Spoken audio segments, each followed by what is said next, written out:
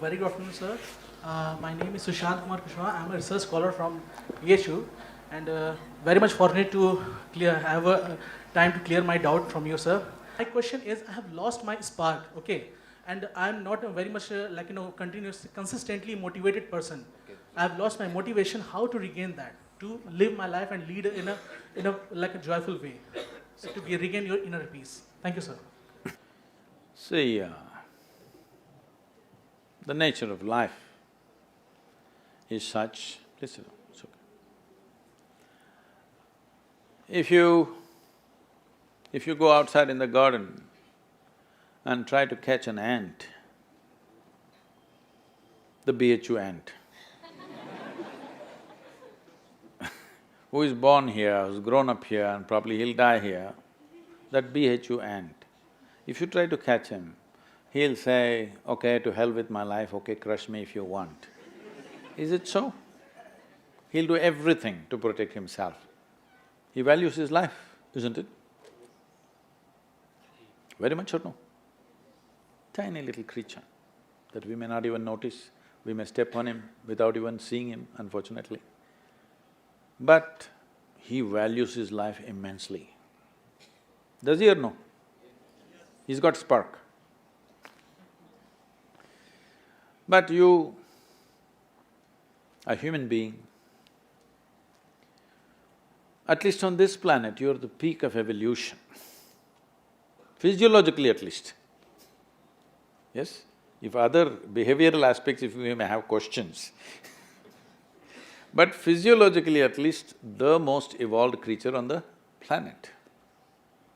What the most evolved creature on the planet means is, it has the most complex neurological system and it has the highest level of cerebral capability. That means you can think, you can remember, you have memory. You have a very vivid sense of memory and a fantastic sense of imagination. An ant doesn't have such a vivid sense of memory, nor does he have any great imagination. He has some. But he has a presence of mind about the life that he is living.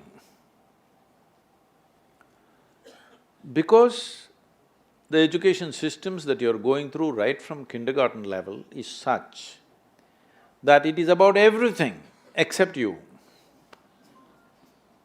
It's about everything else. Somebody is PhD in tourism, somebody is PhD in biotechnology, somebody is PhD in something. Nothing about this. How does this function? There is no attention at all. A human being functions. You know, you have a Kala Bhairava temple here.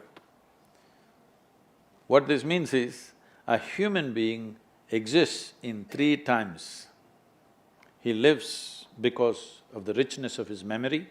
How rich is your memory determines what you will do and what you will not do right now, isn't it so? So memory is important, the present experience is important, and how vivid is your imagination for tomorrow is very important.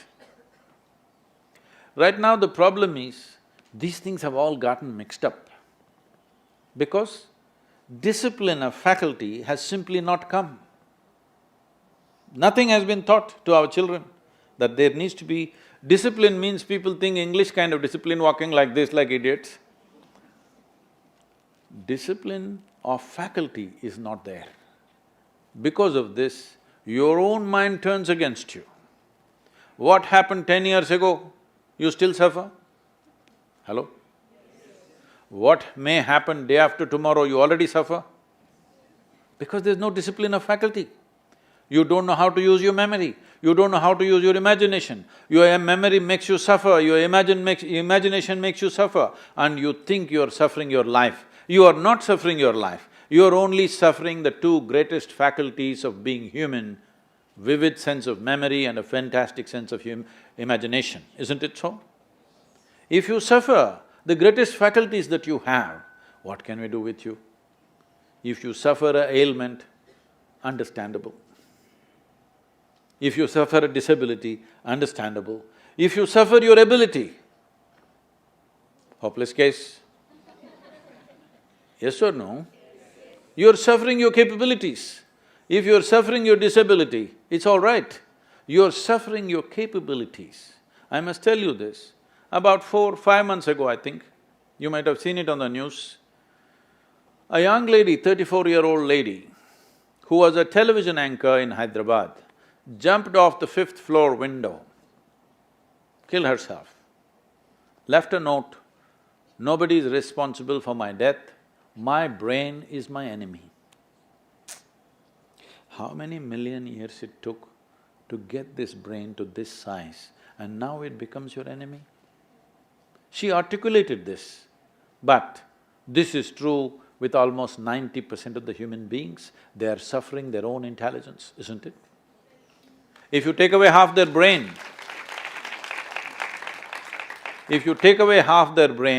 they will be peaceful. Yes.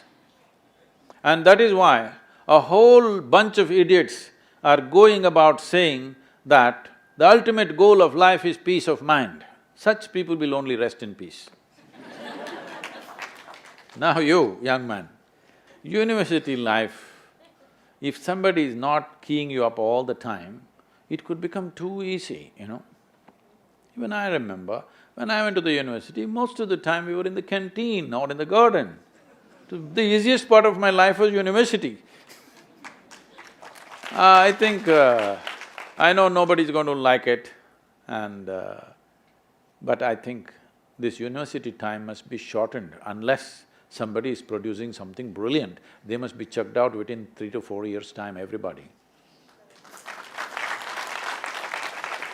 If they're doing something very focused and very intense, they must stay. Otherwise, see, this is all I'm telling all of you young people. Do whatever the hell you want in your life, but you must be intensely focused on something. If you're not investing in anything, your life, it will just go waste. Because as I told you in the very beginning, one basic ingredient of your life is time, and this is just going away. Already you're 2 hours closer to your grave since I came here. Yes or no? 2 hours closer to Manikarnika. Yes or no? Yes, you are not immortal, it's just a limited amount of time. Are you a precious life, I'm asking? Is your life precious to you? Then you must decide where you want to invest this life. If this is precious, if this is worthless, throw it somewhere. If this is precious, invest in something worthwhile, isn't it? So if you invest this in something worthwhile, not spark, you will be a flame all the time.